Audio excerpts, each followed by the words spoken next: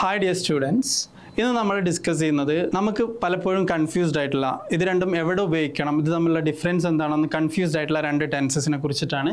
Tenses വേറെ ഏതുമല്ല, simple past and past perfect. Okay, അപ്പോൾ ഞാനൊരു എക്സാമ്പിളിലൂടെ, ഒരു സെൻറ്റൻസിലൂടെ ഇത് തമ്മിലുള്ള ഡിഫറൻസ് വളരെ ക്വിക്കായിട്ട് എനിക്ക് പറഞ്ഞുതരാം. നിങ്ങൾ ഈ എക്സാമ്പിൾ ഒന്ന് വായിച്ചു നോക്കൂ. When I reach the class had already started. എന്താ അതിൻ്റെ അർത്ഥം? ഞാൻ ക്ലാസ്സിലെത്തിയപ്പോഴേക്കും ക്ലാസ് തുടങ്ങിയിട്ടുണ്ടായിരുന്നു. അപ്പോൾ ഇതിൽ നിന്ന് നമുക്ക് ഒരു കാര്യം ഉറപ്പാണ്, ഇതിൽ രണ്ട് കാര്യങ്ങളാണ് പറഞ്ഞത്. ഒന്ന് ക്ലാസ്സിലെത്തുക, വേറൊന്ന് ക്ലാസ് തുടങ്ങുക. ഇത് രണ്ടും കഴിഞ്ഞ കാര്യമാണ്, രണ്ടും പാസ്റ്റാണ്. അതായത് സിമ്പിൾ പാസ്റ്റ് ആയിക്കോട്ടെ, പാസ്റ്റ് പെർഫെക്റ്റ് ആയിക്കോട്ടെ, കഴിഞ്ഞ കാര്യങ്ങളെ കുറിച്ചിട്ട് പറയാൻ വേണ്ടി മാത്രമാണ് ഉപയോഗിക്കുക. അപ്പോൾ എപ്പോഴൊക്കെയാണ് ഇത് ഉപയോഗിക്കുക, തമ്മിലുള്ള മാറ്റം എന്താണെന്ന് നമുക്ക് മനസ്സിലാക്കണമെങ്കിൽ ഈ എക്സാമ്പിൾ ഒന്നും കൂടെ നോക്കിയാൽ മതി.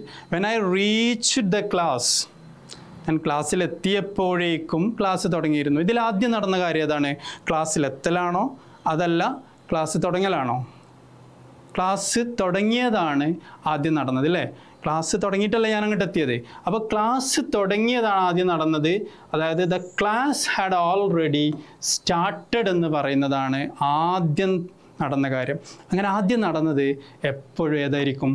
പാസ്റ്റ് പെർഫെക്റ്റ് ആയിരിക്കും. ഓക്കെ, അപ്പോൾ ഇതിൻ്റെ സ്ട്രക്ചർ ഒന്ന് നോക്കൂ, ഇതിൻ്റെ രൂപം നോക്കൂ. ക്ലാസ്, അല്ലേ?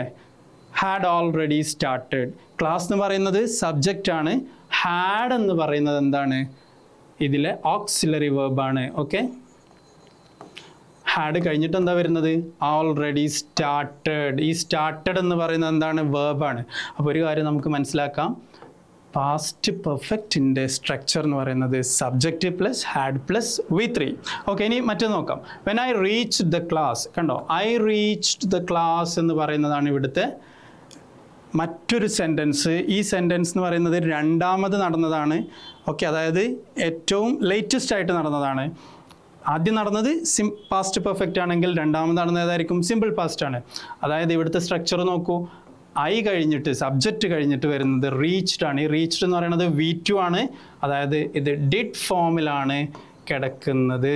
അപ്പോൾ നമുക്ക് പറയാം V2 ആയിരിക്കും സിമ്പിൾ പാസ്റ്റിൽ വരിക. സബ്ജക്റ്റ് കഴിഞ്ഞിട്ട് ഡിഡ് ഫോം വരുന്നതായിരിക്കും simple past. So this is the basic difference between simple past and past perfect. Okay, thank you. Have A nice day.